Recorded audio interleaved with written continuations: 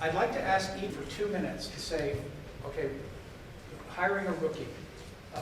Quickly, what are you looking for, basically? I mean, it's very hard to do, and I know you're going to be on television, so at least on YouTube, so you may be giving away your trade secrets. But you know, what hazing, fraternity-like hazing, do you put a rookie through?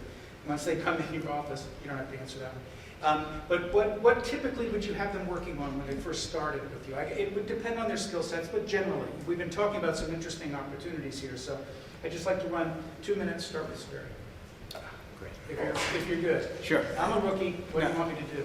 I think one of the first things at the interview process, we like to see the depth of experience that they have. Do they come strictly from a design review background? If so, then how willing are they to go out into the field and learn the actual, to see what they implemented on paper, how that looks in the field.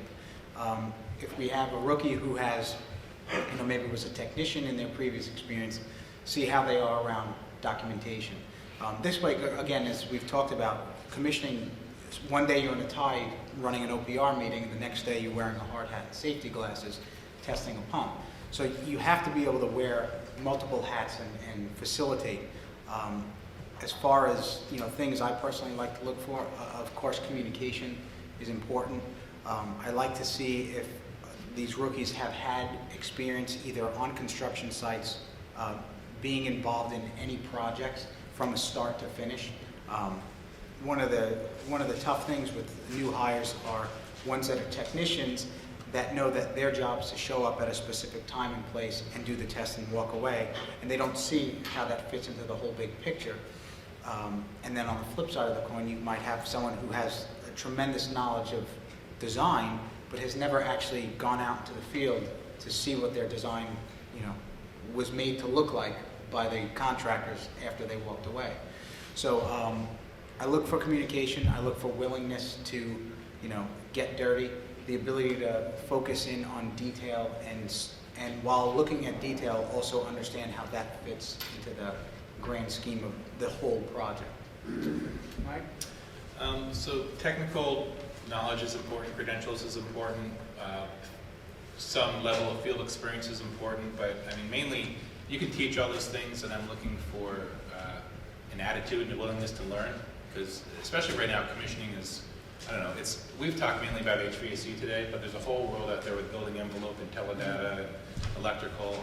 I'm learning stuff every day, and you really need to keep learning stuff. And so for the young folks, if it's a young rookie, there's old rookies, I guess, and young rookies, but if it's a young rookie, that's the best time to learn when you're young and you're more of a sponge like that.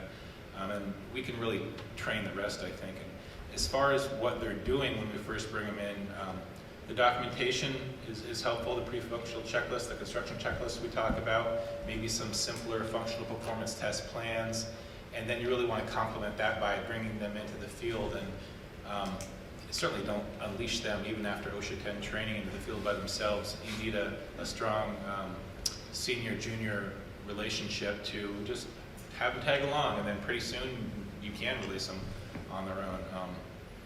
Just sit in on meetings, learn, and as long as you can include them in some of your activities, and maybe you're a note taker, or they're helping you keep track of issues or whatever, that's all great learning experience, and trains them to be able to do that on their own. I'll add two more things to this. First of all, be looking for obviously mechanical, electrical, plumbing, some feel for technical, don't have to have a degree necessarily. We look a lot toward HVAC technicians. They're the type that like field work, hands-on, understand equipment, how it was installed. And then what Paul and I were talking about during the break, communications and psychology, because he's going to have to communicate with design professionals, construction folks, managers, project managers, field guys, tradesmen. Probably he's going to be working with union folks, learning how to deal with that, to communicate with them, and get them to work with you as a team to get the project completed. So look for some of that.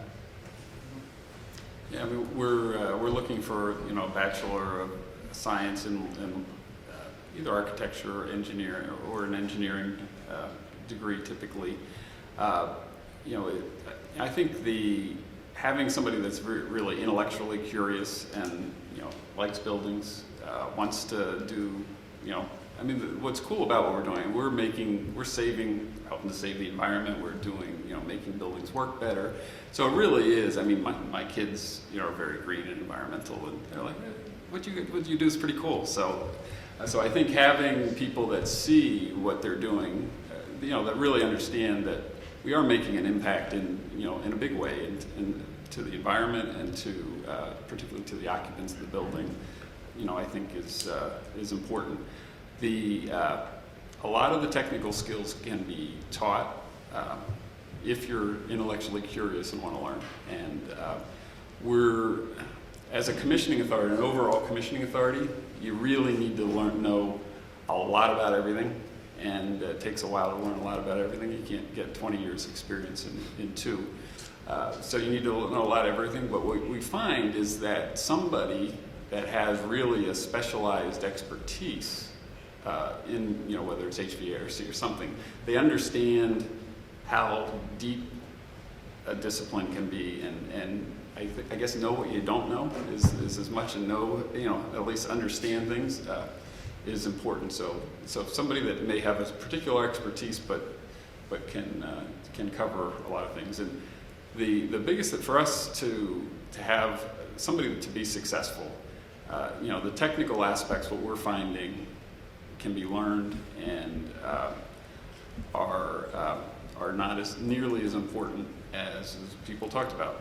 Interpersonal skills, being able to work with people, being able to communicate, and there's verbal communications, being able to run a meeting, being able to stand in front of people and do a training session, and written communication, and we're seeing lots of people that are starting out that just can't write to save their life, and it's a real problem because you send out an email to the project team and you're trying to communicate an issue, and you just piss people off, or it's not clear, or it's confusing, or whatever. So we're really struggling with writing and communications, and I think it's one of the things I'm drilling into my kids that they need to learn to write. But that's probably one of the overlooked things for people in the engineering world is they're focused on kind of numbers and analysis and analytics and stuff, and if you can't communicate, you can't be a commissioning authority. That's the bottom line. Terrific.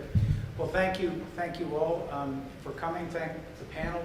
I think in this last round and in the way we set up this particular afternoon, we were focused on the HVAC and the energy side of commissioning, mechanical engineering side of it. It is a profession that's broadening, and in terms of, I think what the panel was suggesting, it's just getting more interesting. There's more responsibility, there's more areas that are being subject to commissioning or thinking about commissioning. I think that you look at the evolution of buildings over the last 20 or 30 years from a focus, I think, on energy efficiency to beginning to look at green, which is sort of more issues than just energy efficiency, broadens the scope out. When you really start looking at what makes a building work, you've got to add all this stuff, not just the HVAC, but particularly the IT and other aspects of it, plus structure, plus resilience.